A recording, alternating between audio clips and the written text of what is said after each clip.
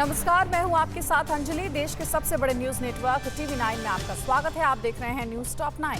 सबसे पहले बात करेंगे बंगाल चुनाव की। आज बंगाल में थम जाएगा तीसरे चरण के प्रचार का शोर। मुख्यमंत्री ममता बनर्जी आज कहां करेंगी रैलियां और क्या है बंगाल का टेप कांड। बंगाल चुनाव से जुड़ी खबरों के लिए देखिए टॉप 9 बैटल ऑफ बंगाल। पश्चिम बंगाल के विधानसभा चुनाव के तीसरे चरण का प्रचार का शोर आज शाम 5 बजे थम जाएगा। आज सभी दलों के स्टार कैंपेनर बंगाल में ताबड़तोड़ रैलियां करेंगे। बंगाल में 6 अप्रैल को 31 विधानसभा सीटों पर मतदान होगा।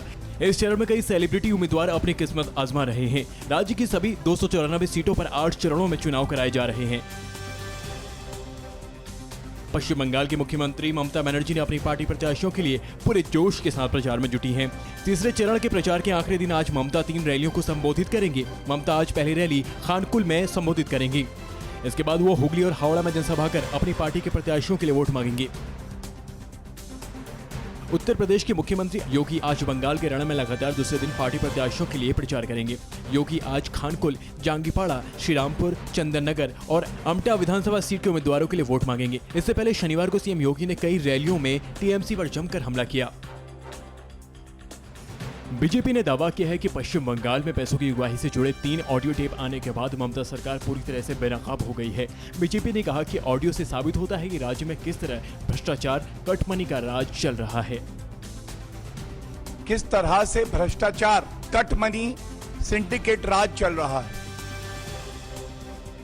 पश्चिम बंगाल के कोलकाता के बेहला ईस्ट सीट से बीजेपी उम्मीदवार और बंगाली एक्ट्रेस पायल सरकार के लिए दिल्ली से बीजेपी सांसद मनोज तिवारी ने प्रचार किया और सड़कों पर घूम कर वोट मांगे। इस दौरान उन्होंने राज्य सरकार पर जमकर हमले किए। कैंपेन के साथ मनोज तिवारी ने शॉपिंग भी की। यूपी के गोरखपुर में बीजेपी सांसद और अभिनेता रवि किशन ने कोलकाता में बीजेपी उम्मीदवार के लिए वोट मांगे। रवि किशन ने ममता का बाहरी वाले बयान पर भी हमला किया। इस दौरान उन्होंने यूपी के विकास के मॉडल को बंगाल में लागू करने को कहा और मंच से जय श्री राम का उद्घोष भी किया। पूर्वी दिल्ली सीट से बीजेपी सांसद और पूर्व क्रिकेटर गौतम गंभीर ने पश्चिम बंगाल चुनाव में बीजेपी प्रत्याशी के पक्ष में प्रचार किया और वोट मांगे। गंभीर ने कई किलोमीटर लंबा रोड शो निकाला। इस दौरान उन्होंने राज्य सरकार पर भ्रष्टाचार के आरोप लगाए और लोगों से परिवर्तन करने की मांग की। पश्चिम बंगाल कांग्रेस के अध्यक्ष अधीर रंजन चौधरी ने चुनाव आयोग को खत लिखकर कहा है कि एसपीजी ने उन्हें डमडम एयरपोर्ट पर घंटों रोका, जिसके चलते उन्हें एक निर्धारित चुनाव कार्यक्रम रद्द करना पड़ा। इसके अलावा उन्होंने कहा कि मैं ये समझ नहीं पा रहा कि क्या राजनीतिक रैली में भाग लेने के लिए वीवीआईपी एयरक्राफ्ट का उपयोग किया जा सकता है। चुनाव के बीच पश्चिम बंगाल में ईडी ने शारदा चिटफंड घोटाले में टीएमसी सांसद शताब्दी रॉय, पूर्व टीएमसी सांसद कुणाल घोष और दूसरे आरोपियों की 3 करोड़ रुपए की प्रॉपर्टी मनी लॉन्ड्रिंग मामले में जब्त की है। मामले में पीएमएलए के तहत चल और अचल संपत्ति को अटैच करने का आदेश जारी किया गया है। परवाह देश की, सोमवार से शुक्रवार रात 10 बजे TV9 भारतवर्ष पर।